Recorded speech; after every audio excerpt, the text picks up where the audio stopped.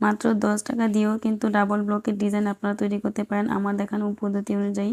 আপনারা যদি তুলির সাহায্যে করেন তাহলে কিন্তু মাত্র 10 টাকা দিয়েও আপনি এরকম ডাবল ব্লকের ডিজাইন করতে পারেন।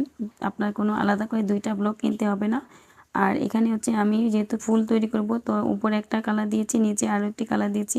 আপনারা যে ডিজাইনই করেন না কেন, আপনি যদি তুলির সাহায্যে করেন তাহলে আপনি সুন্দরভাবে করে নিতে পারবেন। তো আপনি যখন এখানে কাপড়ের মধ্যে ব্লকটা দিবেন, সেক্ষেত্রে আপনি শুধু এখানে রং লাগিয়ে ব্লকটা দিয়ে দিলে আপনার পছন্দ অনুযায়ী এই ব্লকটি হয়ে যাবে। আর কাপড়ে ব্লক করার ক্ষেত্রে নিচের কাপড়টি আপনি কোথায় রেখেছেন সেটা কিন্তু খুব জরুরি। ডাইসটা যেন খুব ভালোভাবে চাপ খায় সেরকম একটা জায়গা রাখতে হবে। ফ্রেমের মধ্যে কিন্তু কোনো সময় আপনি কাঙ্ক্ষিত ফল পাবেন না।